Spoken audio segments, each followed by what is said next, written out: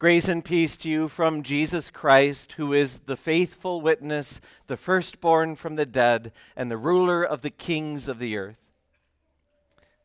We give our attention once more to God's words through the Apostle Paul in Romans chapter 13. Let everyone be subject to the governing authorities, for there is no authority except that which God has established. The authorities that exist have been established by God. Consequently, whoever rebels against the authority is rebelling against what God has instituted, and those who do so will bring judgment on themselves. For rulers hold no terror for those who do right, but for those who do wrong. Do you want to be free from fear of the one in authority?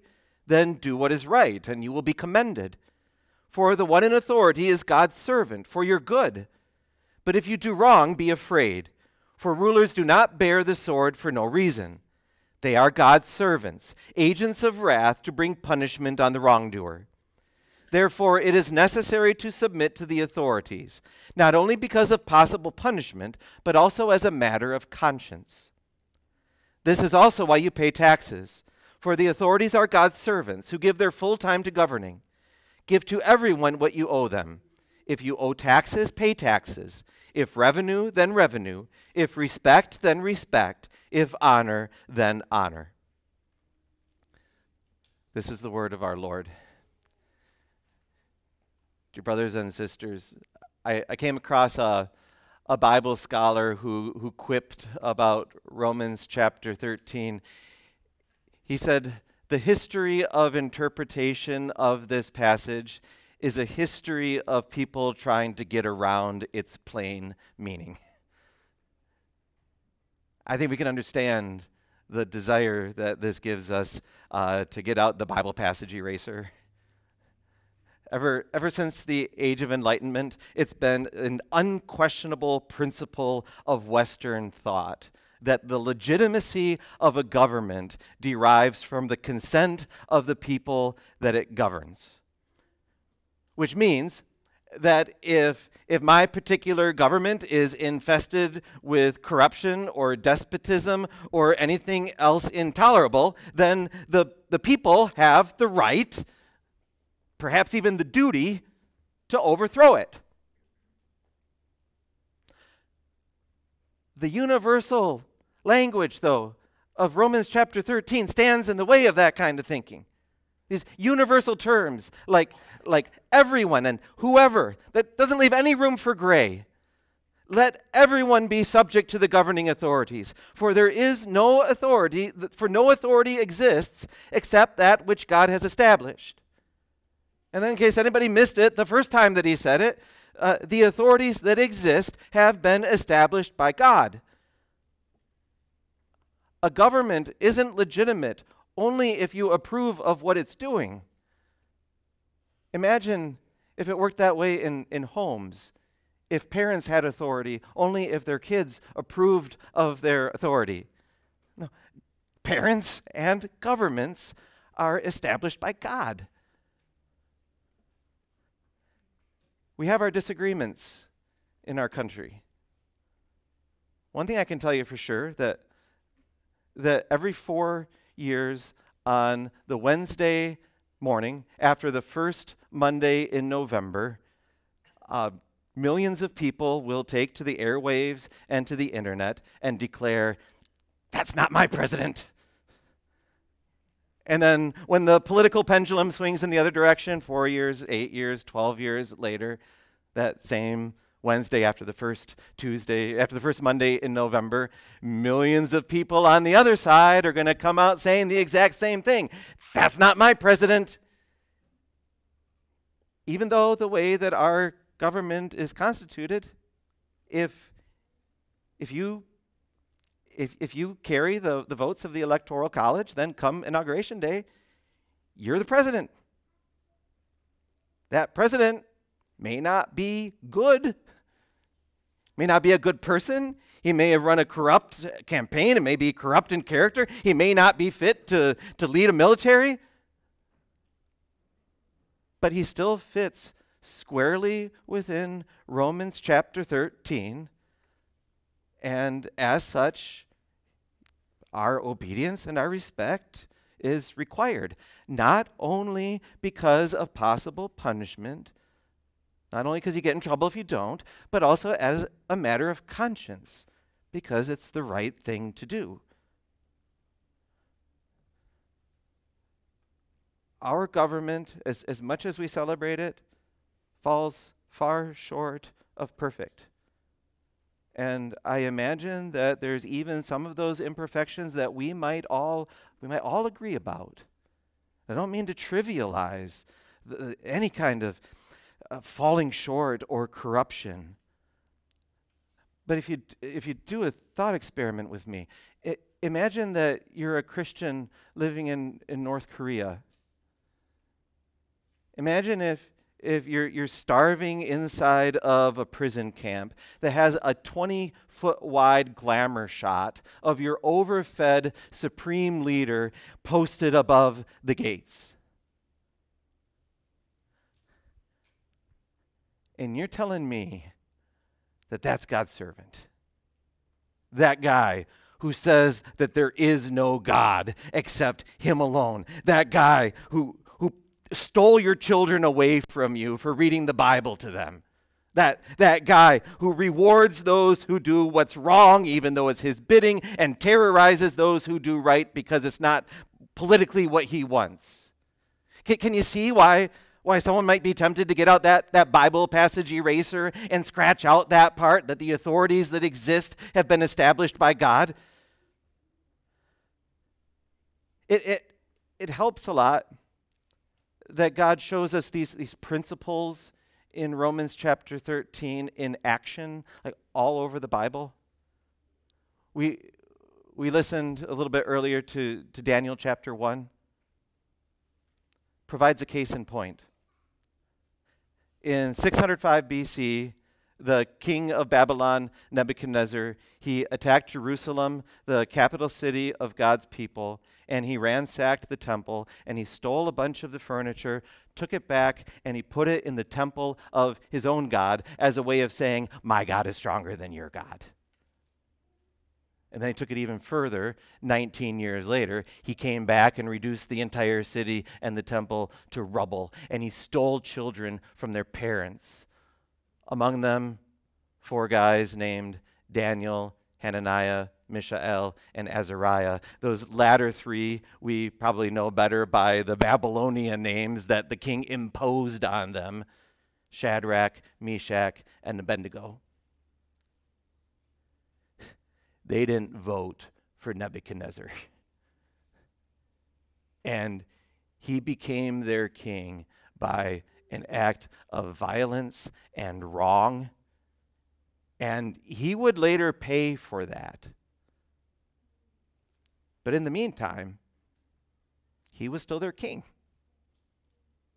And they gave him the obedience and respect and the honor that they owed him as their new king. It's worth noting that the Apostle Paul doesn't write, everyone simply must obey the governing authorities. He says, let everyone be subject to, which is really close to obedience, but it is a little bit different. To be subject to means to act in accordance with the position that you have under somebody's responsibility and authority. So it's broader than mere obedience. It includes honor and respect. And understand me correctly when I say that it also doesn't mean to be subject to doesn't require blind obedience in every manner. If I could give you an example. When mom and dad go out for the night and they leave Mr. Babysitter in charge, that means that the kids are subject to Mr. Babysitter. But if after mom and dad leave, if he hands them black duffel bags and tells them to go upstairs and put all of mom and dad's valuables in those bags for him to take home with him, their submission to him doesn't require them to hand over the goods, because there's a higher authority there. And most likely, he's going to have to answer for that when mom and dad get home. But in the meantime, the kids don't have the right to say, "You're not my babysitter." We can see this play out among Daniel and his friends. So in what we read from Daniel chapter 1, the king sets before them food that was defiled, food that God had forbidden the Jews from eating. So they weren't going to do that. But that doesn't mean either that they said, "That means you're not our king." Instead, they had some wit, and they came up with this clever idea that allowed them to obey both God and the government. And, well, like we heard, pretty soon everybody in the royal cafeteria was eating vegetables. And everybody lived happily ever after. Well, not really. 2 chapters later in Daniel, the king, he makes a rule that every one of his officials has to either bow down and worship a 90-foot tall gold statue, or if they didn't want to do that, get thrown into a white hot furnace. And Shadrach and Meshach and Abednego said, "Sorry, king, you're our king, but we're not going to do that, even if it means the fire." And then a few chapters after that in Daniel, another king, he issues a decree that whoever prays to anything besides the king gets thrown into the lion's den.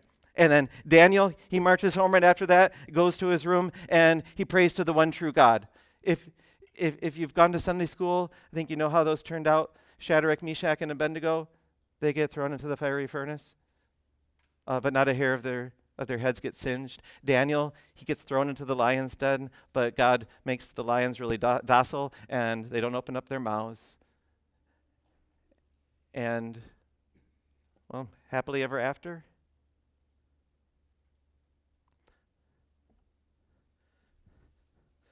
Submission to government and obedience to God doesn't always mean a happy ending. How about some more examples? But let's just limit ourselves to one ruling family that has the name of Herod. So the first Herod of his name, he's the one who killed all the little boys in Bethlehem in his attempt to wipe out the King of the Jews, baby Jesus.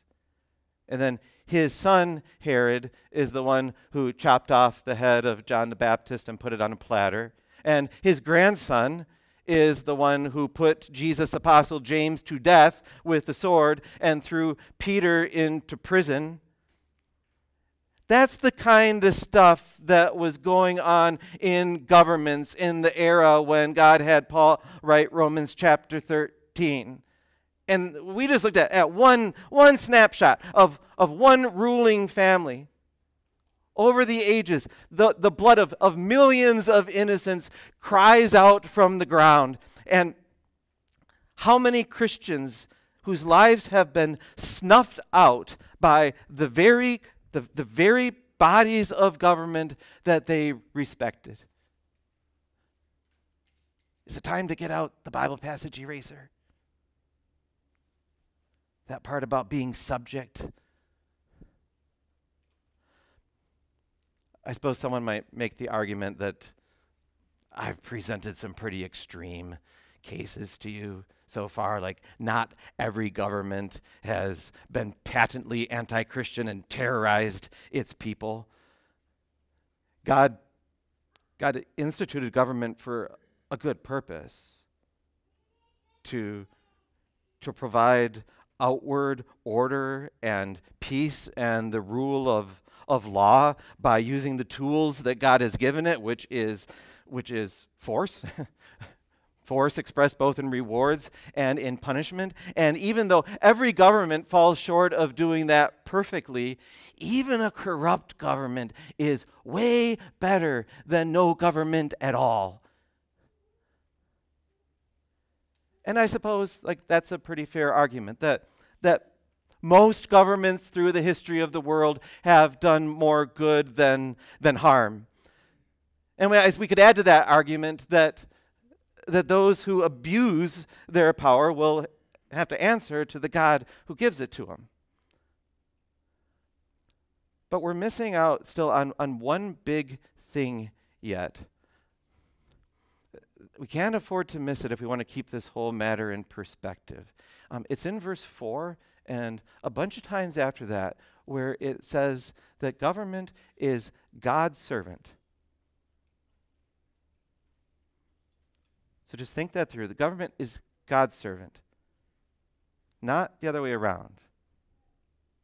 God isn't the government servant. And that says something about who's in control. As the one who establishes governments, God is the one who's ultimately in control. That doesn't make him the author of corruption and despotism. But it does mean that he's finally in control. And no matter how much they may rage against his will and oppress his people, God can make even the worst government serve his good purposes. Can I give you one more case in point? An innocent man stands before a judge who has the authority to execute him or to set him free.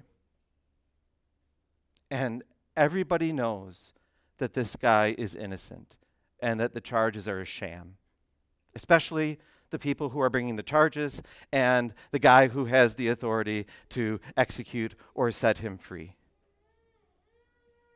But this judge is a bad man. He's a bad leader, more concerned about his career than justice. But you don't see Jesus tearing off his crown of thorns and slamming it down on Pontius Pilate's head. You don't see Jesus riling up the crowds to turn against their Roman occupiers. What does he do? He speaks truth to power with respect. You would have no power over me, Jesus said to Pontius Pilate, if it were not given to you from above. He lets his innocence speak for itself. And then when the spineless governor finally gives in to their demands to crucify him, he goes.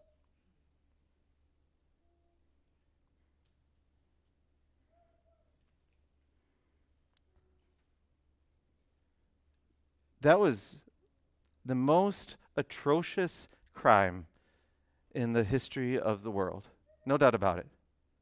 Pontius Pilate orders the execution of God.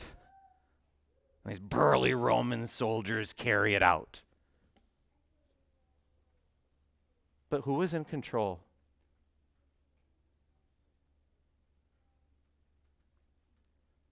I don't even have to answer that.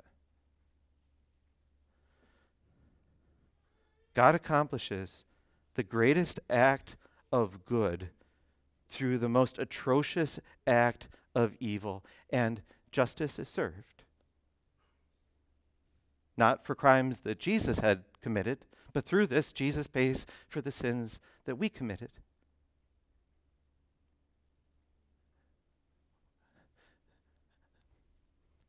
We can get pretty riled up about politics, I think. So much, maybe that an outward observer that didn't know anything else about us, might come to the conclusion that we believe that God is the government servant, not the other way around. Because if we don't get the right people in power, then God won't be able to do his job. And government becomes our golden calf. And then if things don't go our way, then dishonor and disrespect and disobedience carry the day, like, you're not my president. That's not just disrespect and rebellion toward God's servant. That's disrespect and rebellion toward God.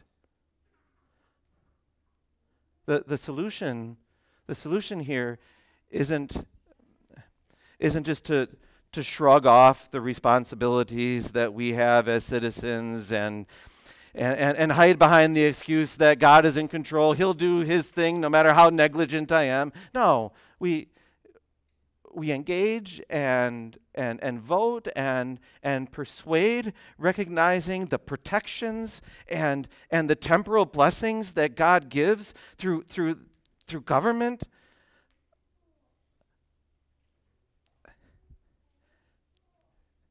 And then, at the end of the day, whether things go our way or not, this is what we can do. Let God be God. He's in control.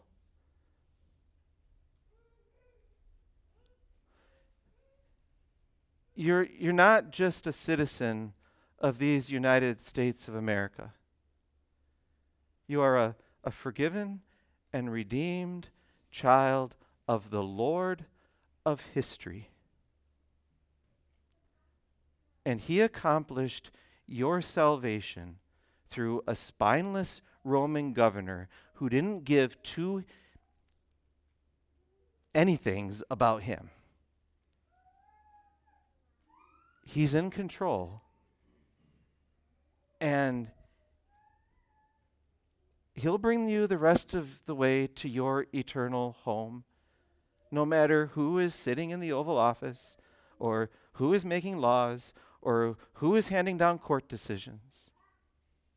He'll accomplish his purpose, and he'll even use government to do what he promised, for your good. Amen.